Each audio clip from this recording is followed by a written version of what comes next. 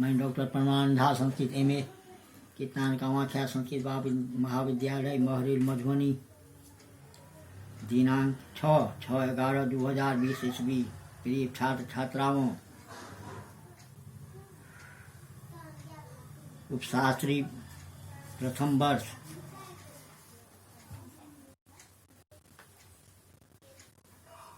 Revise प्रारंभ किए हैं। उपशास्त्री प्रथम वर्ष द्वितीय पर सामान्य संस्कृत है। सिलेबस के अनुसार समास,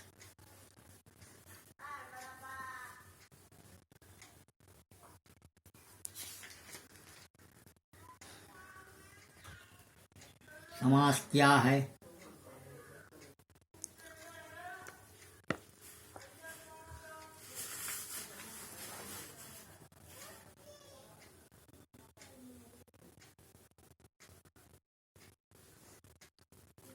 दो या दो से अधिक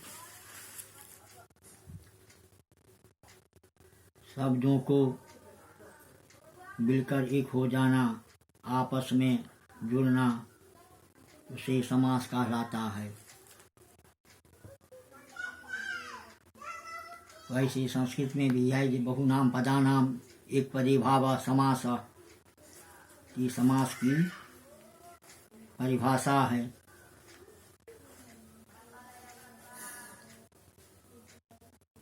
ऐसे समास में दिया है सिलेबस में अभिभाव समास, तत्पुरुष समास, कर्मधारय समास,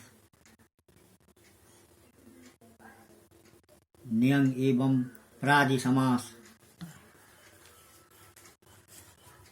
तो व्याकरण है, ये सबसे जरूरी है।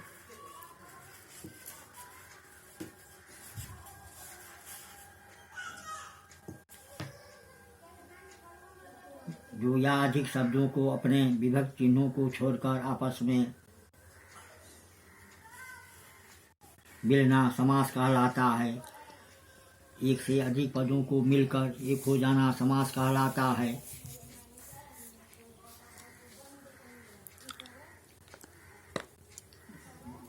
जिस शब्दों का समास होता है उसके योग से एक नया ही शब्द बन जाता है। ऐसे शब्द को समस्त या समासिक शब्द कहा जाता है।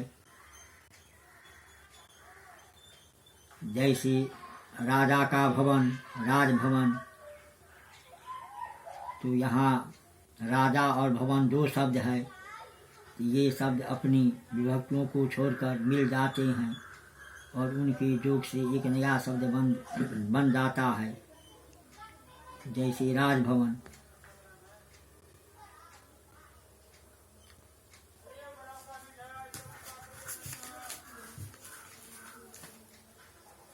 और मूल है अभिभाव समास।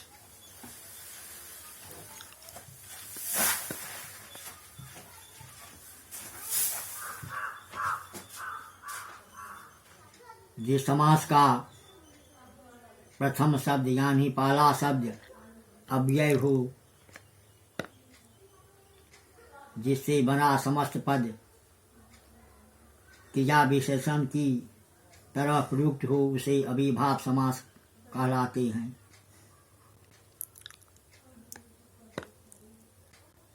जैसे पूर्व पद प्रधान हो अभिभाव।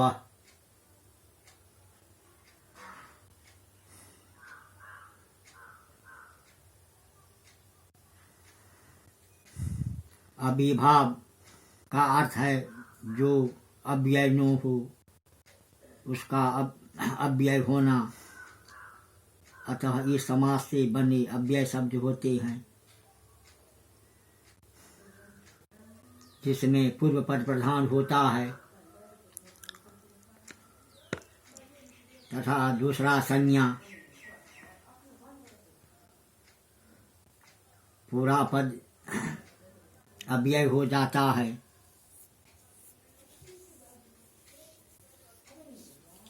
जैसे उदाहरण के लिए वह प्रतिदिन विद्यालय जाता है, तो ऐसे वाक्य में प्रतिदिन शब्द में अविभाव समास है।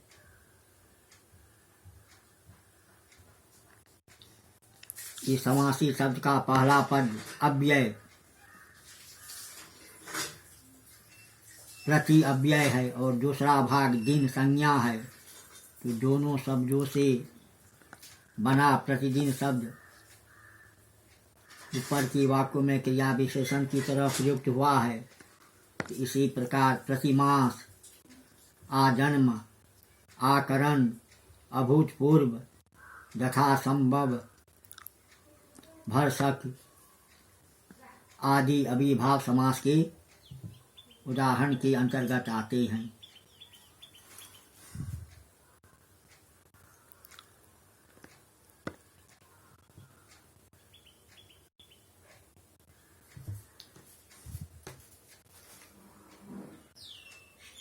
दूसरा सिलेबस में है तत्पुरुष।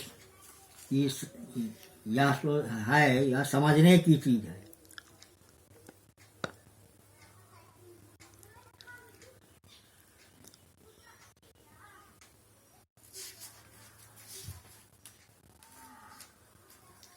जिस समास में उत्तर पद यानी अंतिम पद की प्रधानता रहती है उसे तत्पुरुष समास कहलाते हैं।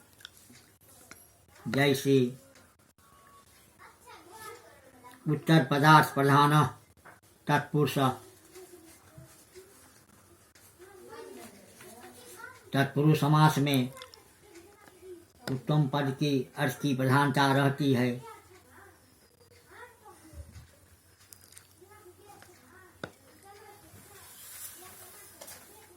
जैसे उदाहरण के लिए राजकन्या, देवपुत्र, सत्यपालन आदि।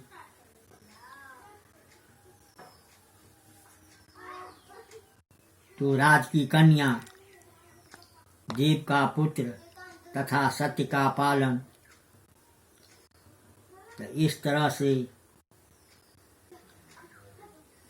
राजकन्या जाती है। तो ऐसे वाक्य में प्रयुक्त दाना क्रिया संबंध कन्या से है, राजा से नहीं। इसीलिए यह तत्पुरुष समास है। जाने वाली कन्या है, राजा नहीं। तो दाना क्रिया भी कन्या से ही के अनुसार स्त्रीलिंग में प्रयुक्त हुई है। अतः राजकन्या शब्द में बाद वाली कन्या शब्द की प्रधानता है। इसीलिए ऐसी समास तत्पुरुष समास कहलाता है। देवपुत्र और सत्यपालन के साथ भी यही बात है। तो तत्पुरुष समास में समस्त पदों का लिंग और वचन अंतिम पद के अनुसार ही होता है।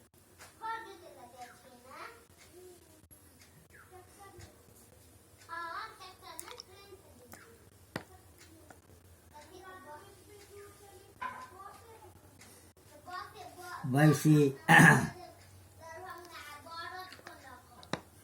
अव्यय की दृष्टि तत्पुरुष समास के दो भेद होते हैं, व्याजकरण तत्पुरुष और समानाधिकरण तत्पुरुष।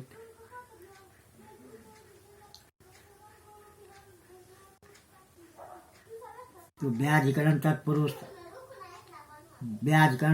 उसे कहते हैं जिसमें प्रयुक्त पदों में से पहला पद कर्ता कारक प्रथमा विभक्ति का नहीं होता। जैसे धर्म भ्रष्ट, बंधन मुक्त आदि, इन दोनों शब्दों का विग्रह है। धर्म से भ्रष्ट तथा बंधन से मुक्त। तो धर्म तथा बंधन शब्दों में कर्ता कारक नहीं है बल्कि अपादान कारक है।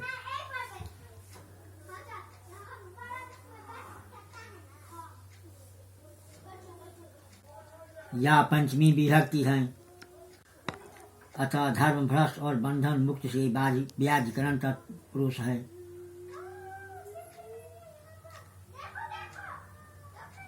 तत्पुरुष समास में पहले ही पद की जो विभक्ति होती है उसी विभक्ति के नाम के समास को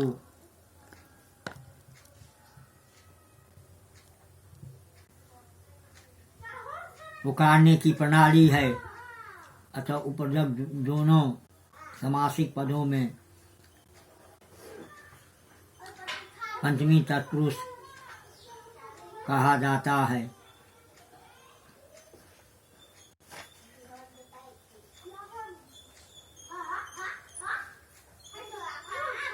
ऐसे व्याधिकरण तत्पुरुष समास के 6 भेद किए जाते हैं।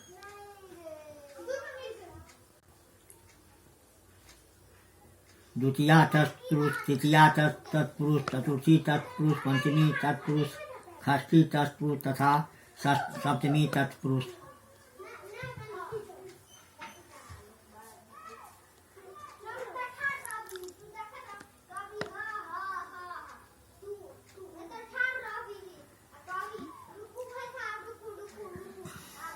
द्वितीया तत्पुरुष इस तरह के पहले पद में कर्म कारक या द्वितीया विभक्ति रहती है। जैसे सुख को प्राप्त, सुख प्राप्त, दुख को अतीत, दुखातीत। इस तरह से तृतीया तत्पुरुष इसके पहले पद में कर्म कारक या तृतीया विभक्ति रहती है। जैसे बाण से विधि, बाण वृद्धि, बाक से जुत, बाक जुत,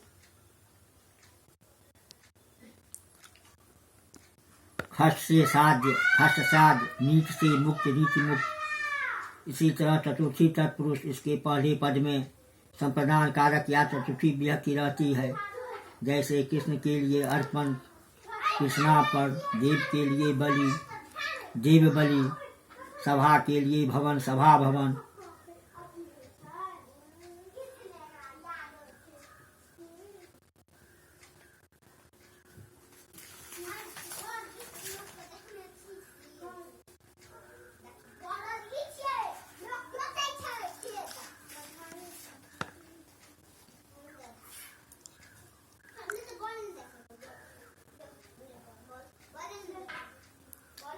पंचमी तत्पुरुष इसका पहला पद अपादान कारक या पंचमी विभक्ति से युक्त होता है। जैसे बंधन से मुक्त, बंधन मुक्त, ऋण से मुक्त, ऋण मुक्त, जाति से भ्रष्ट, जाति भ्रष्ट, लोक से उत्तर, लोकोत्तर, रण से विमुख, रण विमुख। षष्ठी तत्पुरुष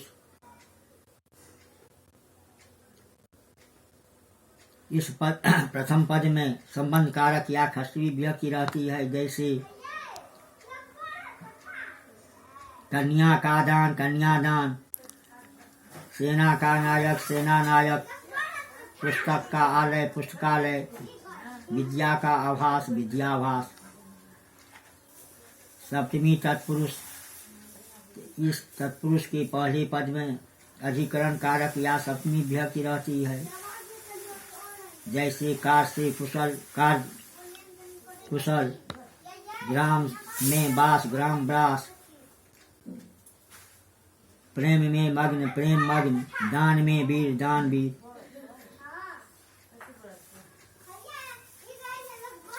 तो इस तरह से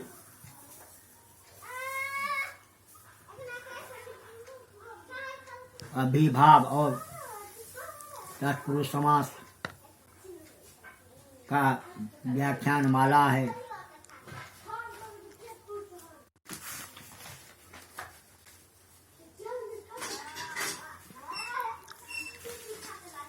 इसके बाद है कर्मधार है।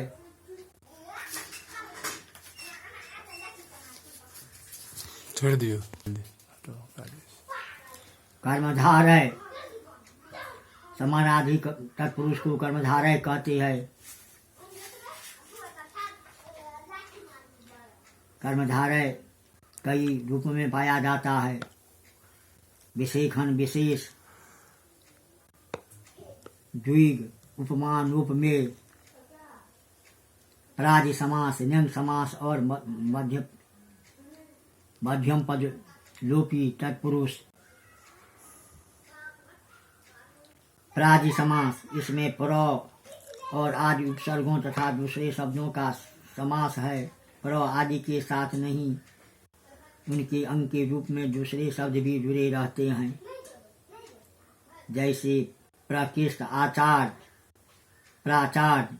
न्यंग समास, इस समास का पहला पद न्यंग अर्थात नकारात्मक होता है। समास में यह न्यंग अन और अन रूप में पाया जाता है। कभी कभी यह नो रूप में पाया जाता है। जैसे नो अभाव, अभाव, नो देखा, अनदेखा, नो जाना, अनजाना। तो प्रिय छात्रों, इस तरह से व्याकरण है, समास, ये सब समझने की चीज है। तो आज शास्त्री प्रथम वर्ष में सामान्य संस्कृत द्वितीय पत्र कहलाता है। आज यहीं तक।